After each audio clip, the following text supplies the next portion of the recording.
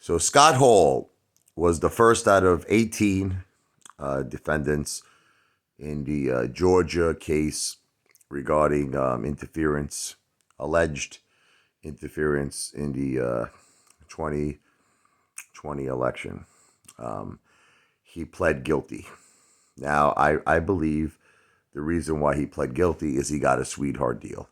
No jail time. I think it's 5 years probation. He has to pay a $5,000 fine, 200 hours of community service.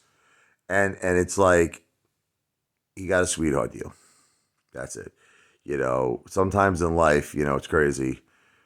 Whether you're innocent or whether you're guilty, even if you're innocent, sometimes you could get screwed. You know what I mean? And when you're presented a sweetheart deal like that, you know what I mean? No jail time, a $5,000 fine, that's peanuts. You know, who could blame him to refuse? But then, see, this is all part of, the case against, the big dog, Donald J. Trump, Rudy Giuliani, the big dogs in this, that if one person can plead guilty, well, then it gives the presumption of guilty to the big players. And obviously that may not be the case, but that's kind of why they probably offered this guy the most sweetheart of sweetheart deals. Because if one is guilty, it just gives that, assumption that others could be guilty as well. Look, I don't know what to tell you.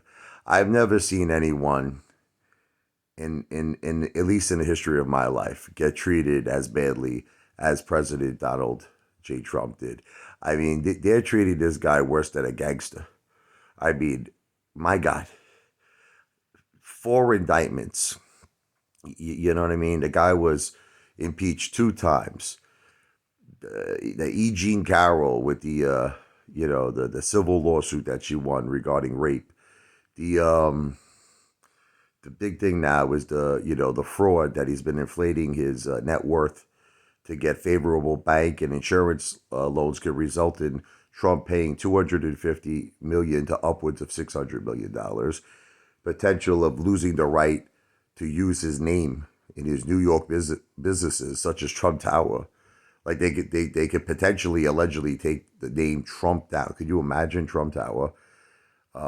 Potentially his children may not be allowed to be executives of the Trump organization.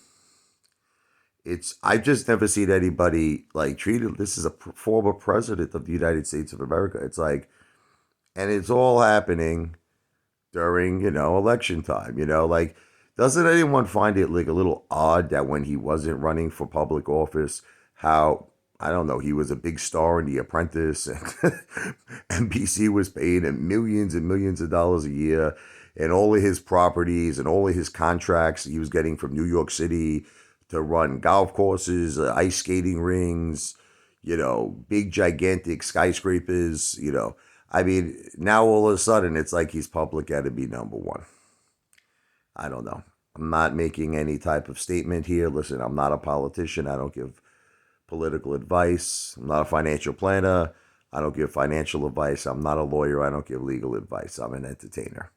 You tell me what you think.